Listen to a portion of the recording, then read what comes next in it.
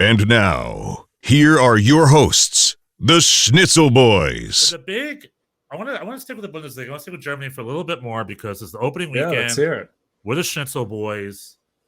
So we're talking Bochum. I'm ready. We're talking Dortmund. My big criticism of or not criticism, but something that's been bothering me as of late with the Bundesliga in general, with the opening weekend with Bayern München destroying 6-1. It seems like Bayern München is the only club in the whole league that doesn't depend on making money off of its players. They care more about the titles. Where a club like VfL Bochum or Union Berlin or even Borussia Dortmund, they have to, economically, they have to put more effort into making money off their players for business reasons than putting forth effort to actually win a title. It seems like the economics of the Bundesliga have become that clubs are just being very shrewd in their decision making for financial survival, signing players that are free or cheap or scouting them. There's all the decisions are based on how to keep things at a budget, including Borussia Dortmund. Dortmund had Erling Haaland. Oh, real quick, Erling Haaland, the most exciting striker young in the world. And all they could think of is let's sell him to Man City and get the most money we can get out of him. Their motivation was to make sure they sold him for good money as opposed to strengthen him and maybe go for a run at the Bundesliga title. Fiscally, they had to do what they did. So my big sort of thing with the Bundesliga, with a club like VfL Bochum and stuff, is the sporting directors and the clubs have to put way more effort into breaking their books even than focusing on competition and winning. Like Bayern München is the only club that can spend money to buy players to make their roster strong to go win all the titles. And I just don't love that. So my thing is, what can the Bundesliga do? What can the new DFB chief or the DFB chiefs they got coming in, I don't know if they're new or old, what kind of changes can they do to alleviate that a little bit? That would be my big proposition. That's sort of my big topic, Bundesliga topic of the week. All right. So what can they do? Well, I don't know. Firstly, what do you think of my assessment that all but Bayern München have to, out of necessity, worry more about shrewd business decisions to break even as opposed to strengthen their roster to go compete against Bayern München? Well, I think I think COVID is a huge factor still, like all these clubs lost a ton of money and nobody's super flush. In Germany, you don't have that sort of endless influx of billionaire and or oil money that the Premier League kind of takes advantage of. And I think it's also generally culturally and as a league just sort of more financially conservative. So I think that's really a big thing, the COVID situation that just has probably exacerbated the gap between Bayern and everybody else, because Bayern, has a lot of fans, a lot of merchandise income, a lot of other sources of revenue that are less dependent. They're less dependent on gate receipts and people come into the stadium in a way that other clubs are. So that's one thing I would say. And what about the 7 seasons before COVID? Yeah, I mean, I think this is also a trend that you see everywhere. The rich get richer, and the other teams have trouble keeping up because there is this endless cycle of more, Champions League money and other. But I think we've said this last team. It's also the onus is on these other teams. Dortmund has made more money from outgoing transfers than I think any other team in Europe. And so they have the money to be competitive. They have an ambitious squad this year. So, and this is one, obviously the 6-1 in Frankfurt takes the air out of this a little bit. But I mean, it's one game, so we'll see what happens. Although I do think this Bayern team will be good, but I mean, it's a bigger issue. It's not one game. It's Bayern München are doing great. We get their commercial force. I mean, what happened to Schalke? What happened to Dortmund? What happened to Bayern Leverkusen? It's poor. It's poor management. I think that's where, and that's where these teams are under pressure. You can't, and we've talked about this before. You can't fault Bayern for doing it well. Everybody else needs to improve. But in Dortmund's defense, if you're just looking at the squad, they're trying. It's not like they're not. The other thing I would say, and this applies to the Bundesliga and MLS as well. We've talked about that before. There is also, you have to also know. I mean, the Haaland thing that you're bringing up, I think that is also the way the cookie crumbles. The reason that Haaland even comes to Dortmund to begin with is because he then moves on eventually to another club, and he is basically more or less in control of when that happens. I don't think there's this. But my issue is that's the second biggest club in Germany, is also a stepping stone club. But everybody's a stepping stone club. But everybody is a stepping stone club. Bayern was a stepping stone club was a selling club for Robert Lewandowski. Oh, but there's five. No, every club is a stepping stone for some people. Very few places are final. I mean, it's Bayern, Barcelona, Real Madrid, PSG. That's it, and then the six English clubs, the big Premier League clubs. I mean, I don't know, 6 maybe. If I'm Arsenal and Spurs are on the edge. If I'm Borussia Dortmund, I put my foot down and I make a choice.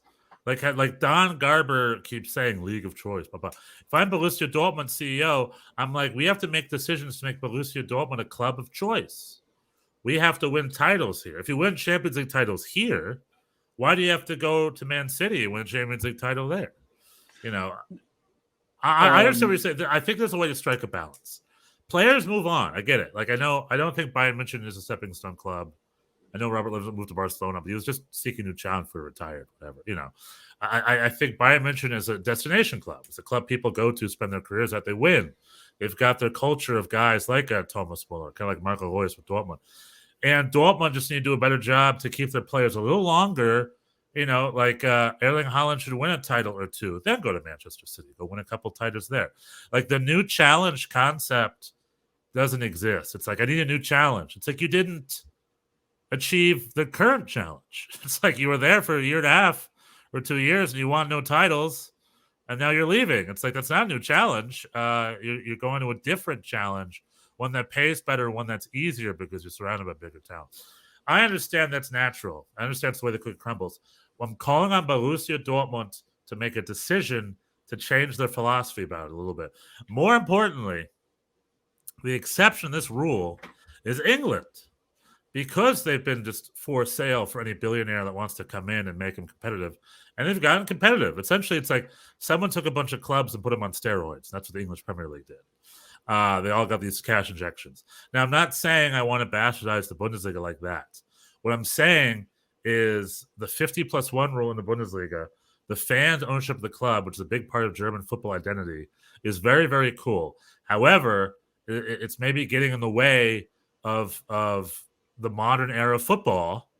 So I'm wondering, is there a way to make it much friendlier for foreign investments and foreign cash investments? Not necessarily foreign as in country, just foreign as in from outside of the club, like another German.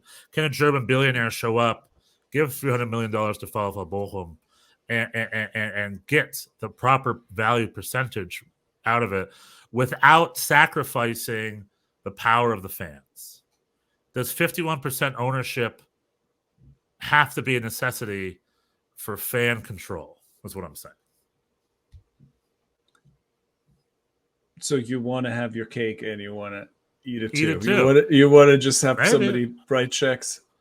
I mean, that does happen, right? We have RB Leipzig, we have Hoffenheim, Wolfsburg, these teams that did receive, that do receive these like cash influxes from investors, even like on a smaller scale, Augsburg with the Pepe transfer, right, things like that. Tepper, right? But Tepper. then, but it seems those incentives are limited.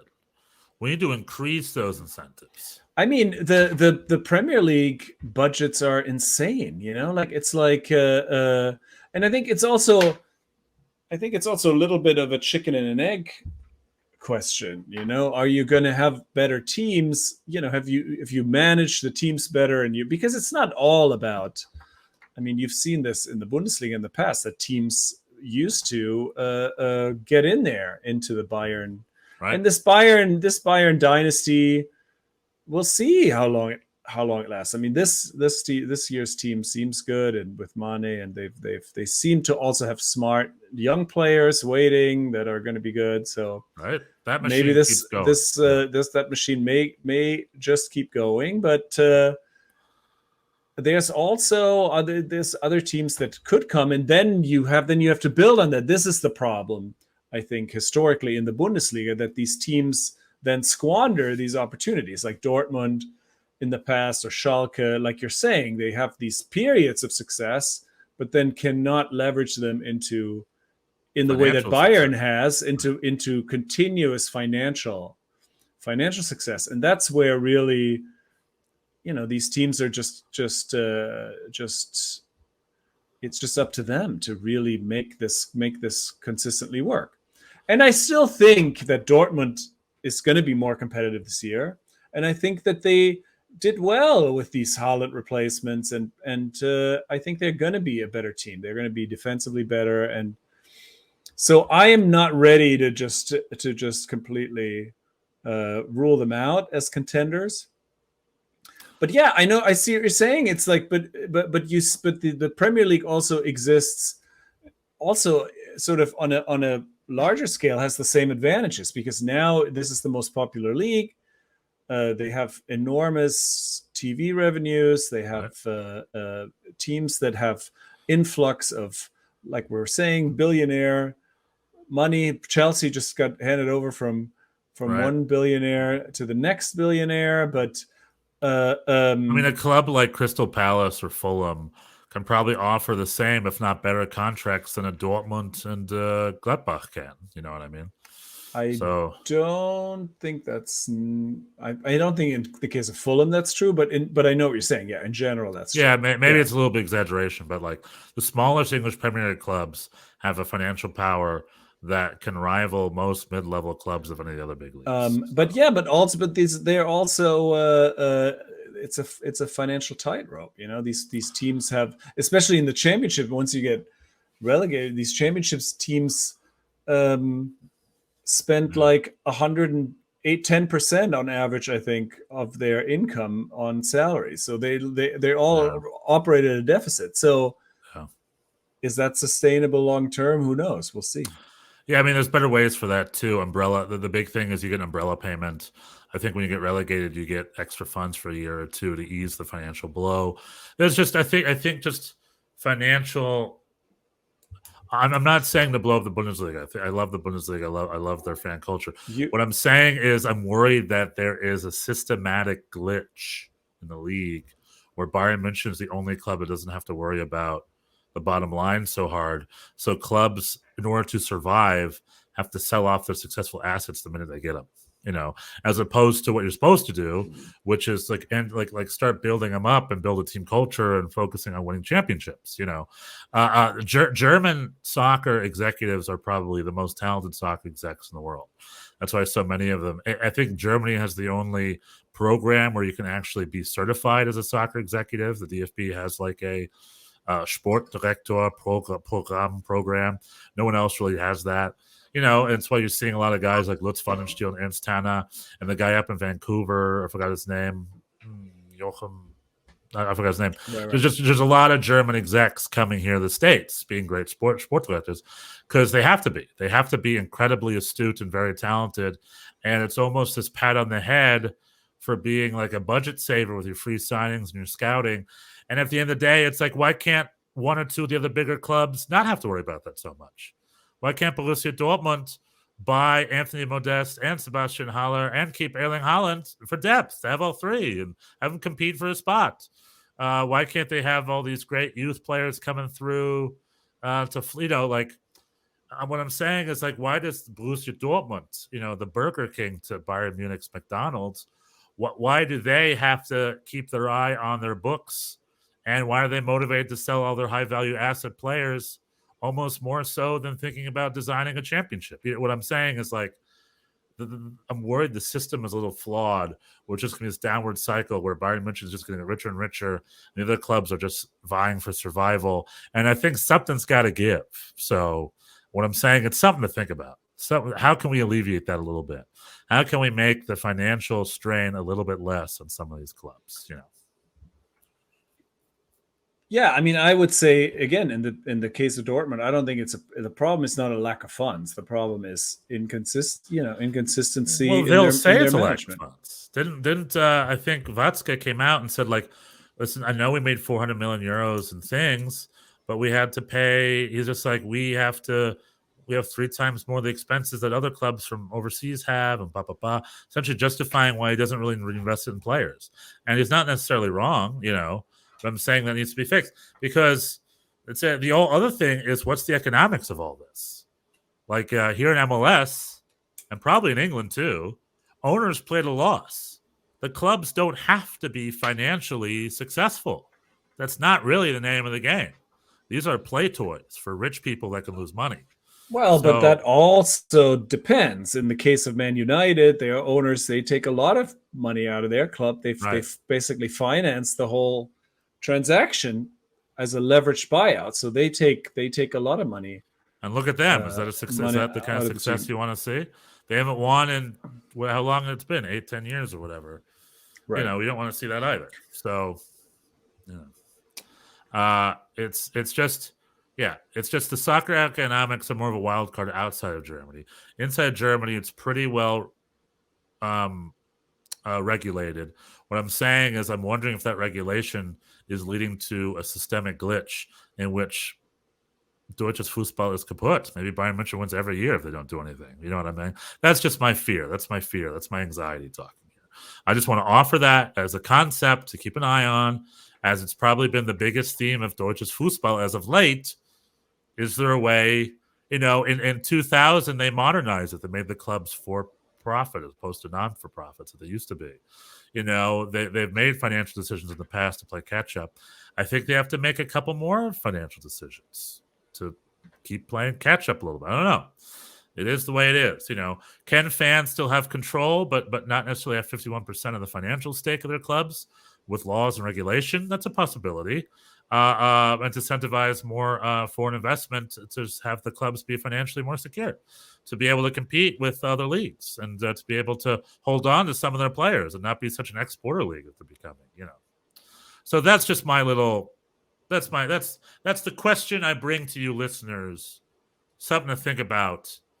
I love the league, but if you love it, you have to make sure it's healthy. And I'm wondering if that is what needs to happen in Deutsches Fußball. That's maybe more my American point of view, but that's what I offer. That was just a Schnitzel Boys video on YouTube. Thanks for joining us. If you like that one, we've got a couple other ones right over here. And if you like that one, don't be afraid to subscribe, like, and ring that bell. Oh!